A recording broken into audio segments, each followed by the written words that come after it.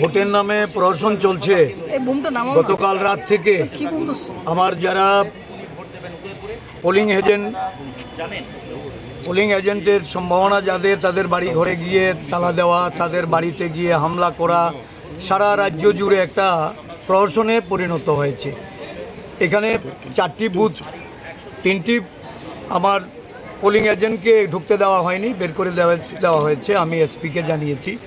আমি পুলিশ অবজারভারের সঙ্গে কথা বলেছি। এখানে আরুর সঙ্গে সেভারেল টাইম আরুর সঙ্গে আমার ইন্টারেকশান হয়েছে। আরও নিজে বলেছে যে আমি পোস্ট অফিস চৌমুহনী থেকে এসে তাদেরকে তুলে নিয়ে ঢোকাবো। এখন অবধি আমি বসেছিলাম, আমি এইমাত্র এসেছি, 7:30টায় আমার ভোট দেওয়ার কথা। আমি আধা ঘন্টা অপেক্ষা করে সেখান থেকে বেরিয়েছি এবং রাজ্যের বিভিন্ন জায়গা, প্রতাপগড় বিধানসভা, সূর্যমণিনগর বিধানসভা, রামনগর বিধানসভায় তো যাচ্ছে তাই অবস্থা। আমি বনমালীপুর সকাল থেকে এই দৌড়ঝাঁপ চলছে। বিলোনিয়া থেকে খবর পেয়েছি, সোনামুড়া, ধনপুর, সারা রাজ্য জুড়ে, উদয়পুরে আমাদের বহু জায়গা থেকে পোলিং এজেন্টদের বের করে দেওয়া হয়েছে। এখন চলছে ভোটারদের লাইন থেকে বের করে দেওয়া। একটা ভোটের নামে অরাজক পরিস্থিতি তৈরি করেছে।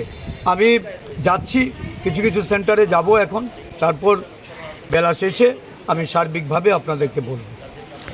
हमने तगड़ा बनाया है, क्लस्टर्स में बांटा हुआ है। वेलनरेबल एरियाज जो है क्लस्टर्स बना के हम लोग पूरा एक्टिव है। सुबह से हम लोग जो भी कंप्लेंट आ रहा है छोटा मोटा इमीडिएटली अटेंड कर रहे हैं और देख रहे हैं कि पीसफुली हो जाए इलेक्शन। और एरिया पेट्रोलिंग और हमारा बहुत सारा पुलिस मोबाइल्स है और सेक्टर ऑफिसर्स है, पुलिस सेक्टर ऑफिसर्स है और खुद OC SDPO भी है और CAPF भी है।